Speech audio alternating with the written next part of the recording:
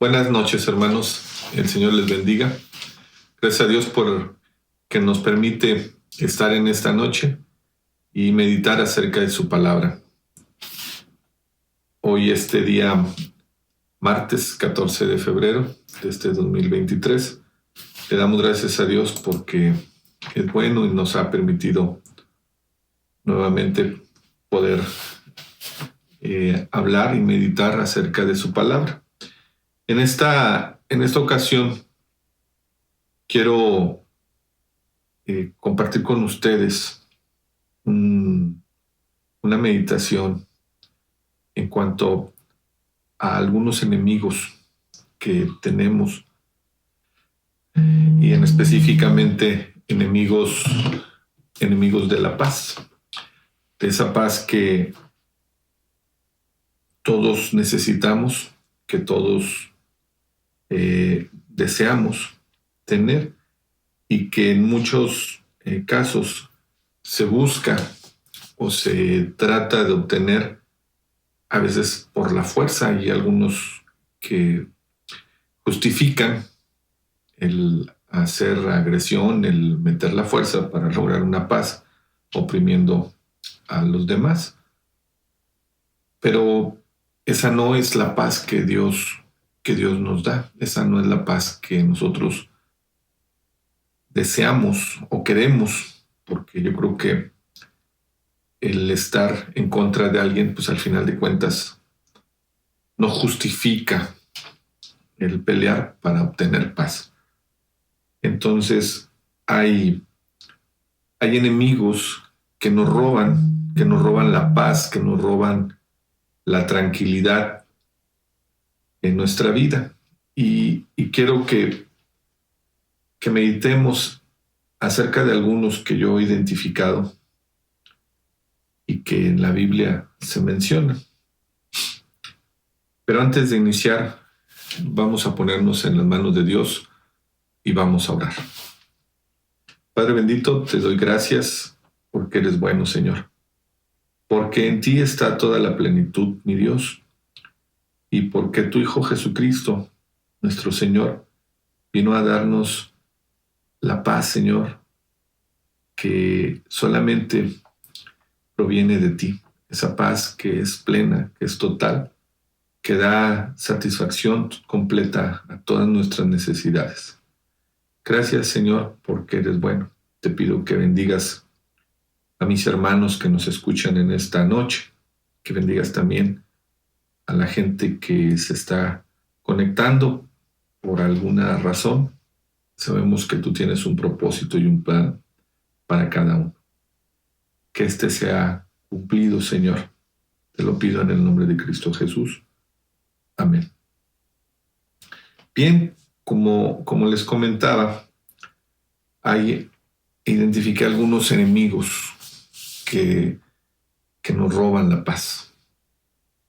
Uno de ellos es la aflicción. Sin duda, la aflicción en el ser humano no le permite estar en tranquilidad. Hay diferentes situaciones que llegan a la vida de las personas, que llegan a nuestra vida y que nos causan aflicciones, que nos causan penas, que nos causan preocupaciones. Y el estarlas enfrentando, el estarlas viviendo, pues hace que nuestra condición, que nuestro cuerpo, que nuestro espíritu no esté tranquilo, no esté pleno. Hay situaciones que llegan a afectarnos de tal manera que desbalancean nuestra salud, que generan tanto conflicto, tanta aflicción, tanta preocupación, que hacen que se generen otros problemas a partir de uno que se presenta. ¿Por qué? Pues porque está en incapacidad nuestra para resolverlos a veces. Y eso nos genera todavía una mayor complicación en nuestra vida.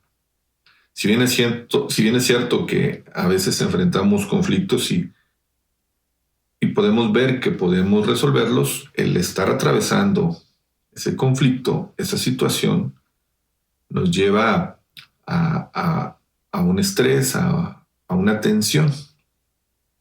Pero de alguna forma, la gente puede pensar, si yo lo puedo resolver, pues está dentro de mi posibilidad. Es cierto, me va a costar trabajo, me va a costar esfuerzo, me va a costar algunas incomodidades, pero yo sé que lo puedo resolver. Pero cuando esta situación está fuera de nuestro control, fuera de nuestro alcance, fuera de nuestras posibilidades, de nuestros recursos, poderlo resolver, entonces la angustia, la preocupación se incrementa. Entra desconcierto, entra una serie de sentimientos, de pensamientos que nos pueden llevar a tomar decisiones o a vivir situaciones verdaderamente conflictivas.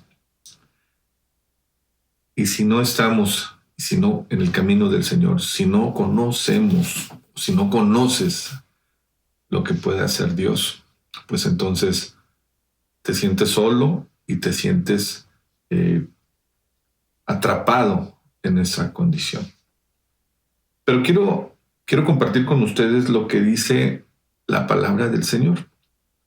En la primera carta a los Tesalonicenses, en el capítulo 3, de los versículos del 3 al 7, dice, y quiero que ponga mucha atención, dice, a fin de que nadie se inquiete por estas tribulaciones, porque vosotros mismos sabéis que para esto estamos puestos, porque también estando con vosotros, os predecíamos que íbamos a pasar tribulaciones, como ha acontecido y sabéis.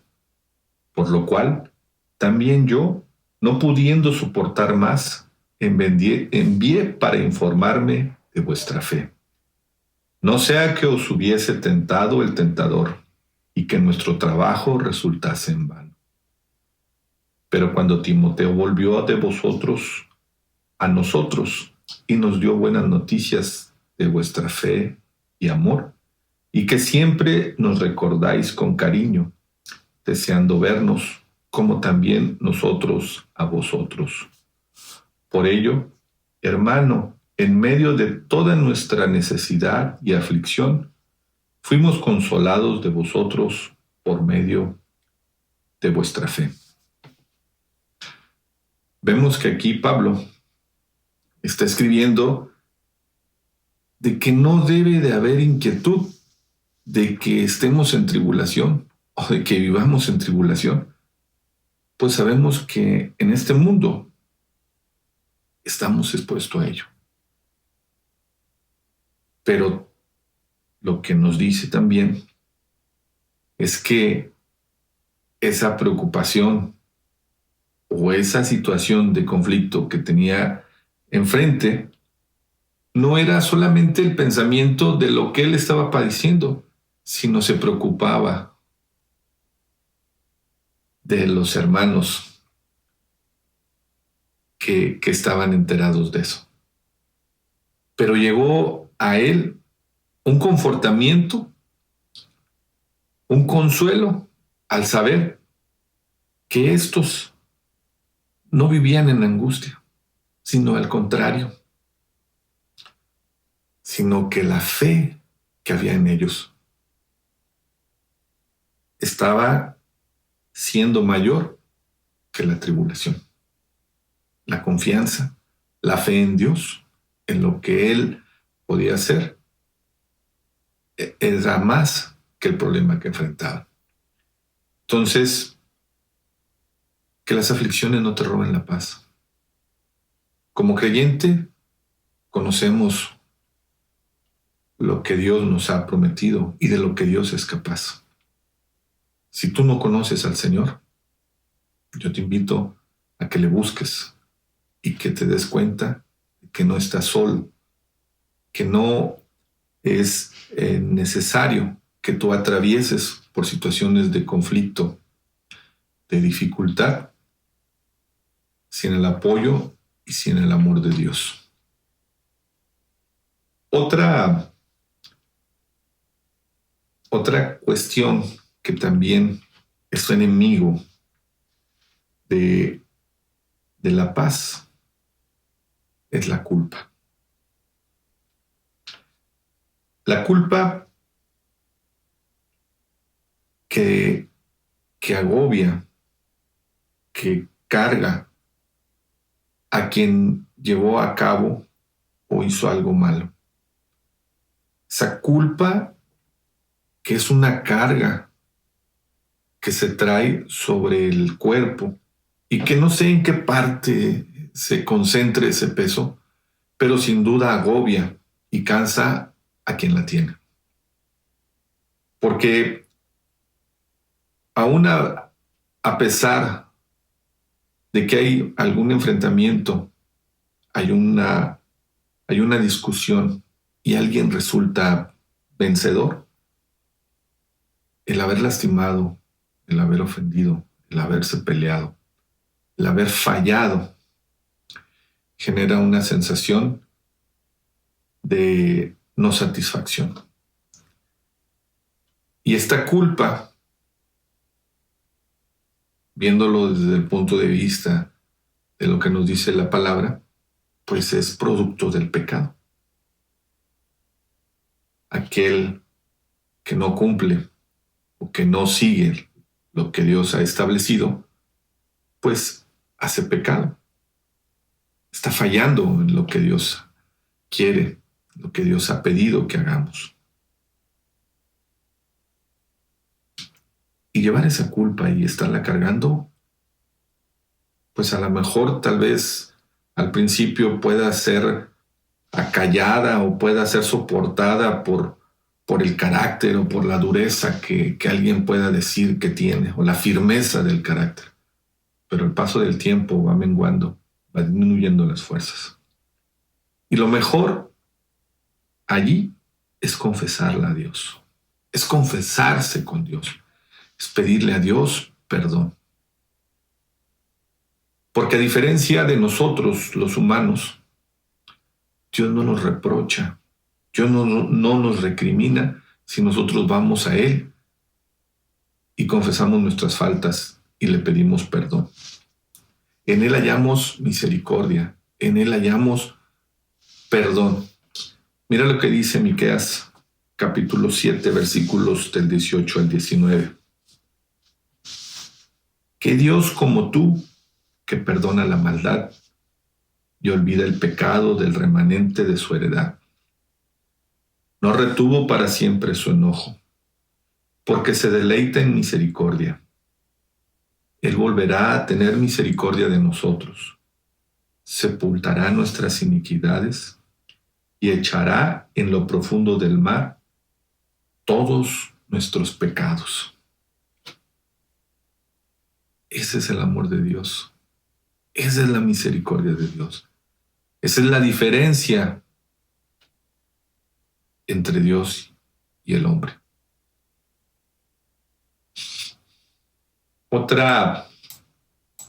Otro enemigo también que nos roba la paz es la ira, el enojo. Ese sentimiento de rechazo, ese sentimiento que pone nuestros sentidos en una condición de exaltación tan alta que no se piensa lo que se hace ni lo que se dice. Y en momentos de ira, de molestia, de cólera, definitivamente no se pueden tomar decisiones adecuadas, no se pueden hacer cosas buenas. La ira es una mala consejera y nos lleva a veces a lastimar a quien más queremos.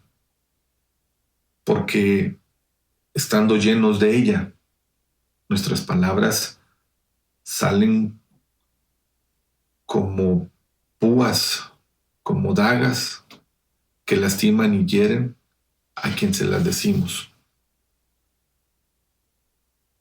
Y la ira no es algo que venga de Dios. La ira es lo contrario a la paz. Es intranquilidad, es desasosiego. En Salmos 37, 8 y 9 nos dice: deja la ira y desecha el enojo. No te excites en manera alguna a hacer lo malo, porque los malignos serán destruidos, pero los que esperan en Jehová, ellos heredarán la tierra. El que actúa mal, el que hace mal, no va a actuar bien y va a estar en contra de la voluntad de Dios.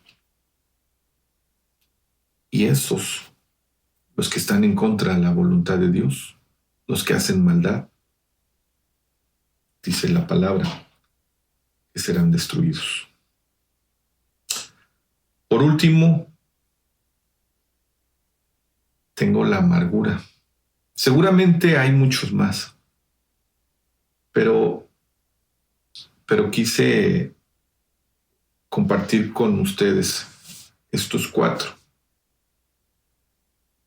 Y yo no sé cuál de todos sea peor, pero lo que sí es que ninguno de ellos es mejor que la paz.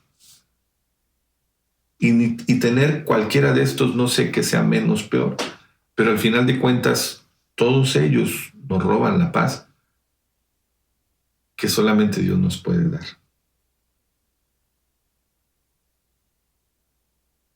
Y es que la amargura que se anida en nuestro corazón nos lleva a actuar de tal manera que se contamina nuestro cuerpo, nuestro ser, y contaminamos a los que están a nuestro alrededor. Es algo que nos oprime, que nos cautiva, que nos mantiene atados. Mira lo que dijo Job, ahí en el capítulo 10, versículo 1. Está mi alma hastiada de mi vida. Daré libre curso a mi queja. Hablaré con amargura de mi alma. Estaba en tal condición Job por toda la tribulación, por todo lo que le había acontecido, que no había más que amargura en su alma en ese momento. Sabemos que al final de cuentas, él reconoció la misericordia de Dios, él confió en Dios y obtuvo recompensa. Y es que eso es lo principal, eso es lo que no debemos perder de vista. Eso es lo que los que creemos en el Señor, y los que no lo conocen no pueden o no deben dejarse engañar escuchando a alguien más que diga que fuera de Dios va a encontrar solución a sus necesidades. No. Mira lo que dice Colosenses capítulo 2, versículos del 8 al 10. Mirad que nadie os engañe por medio de filosofías y huecas sutilezas, según las tradiciones de los hombres, conforme a los rudimentos del mundo, y no según Cristo, porque en él habita corporalmente toda la plenitud de la deidad, y vosotros estáis completos en él, que es la cabeza de todo principado y potestad. En Cristo Jesús encontramos todo. Él es la plenitud de toda la deidad.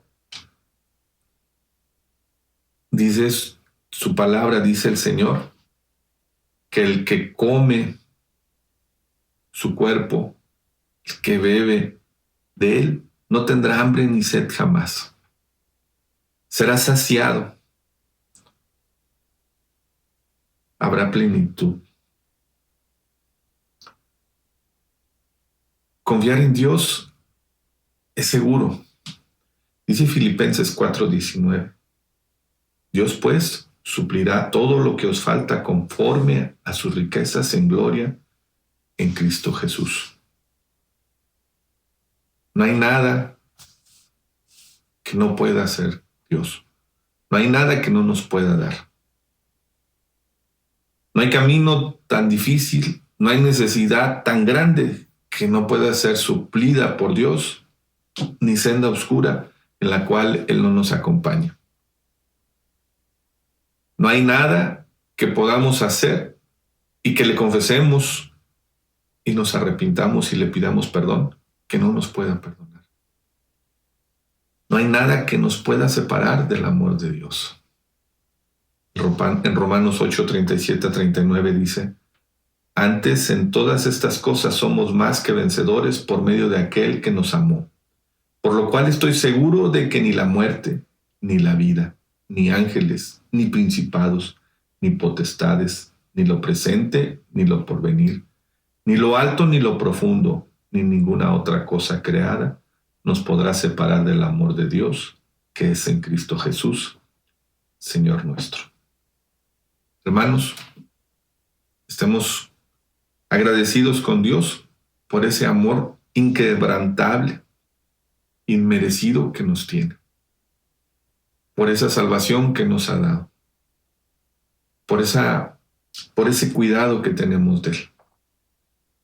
Agradezcámosle a Dios y vivamos cada día conscientes de ese regalo que tenemos del amor de Dios, del cobijo que nos brinda en los momentos de tribulación y necesidades. Que nada nos robe la paz que solamente Él puede darnos.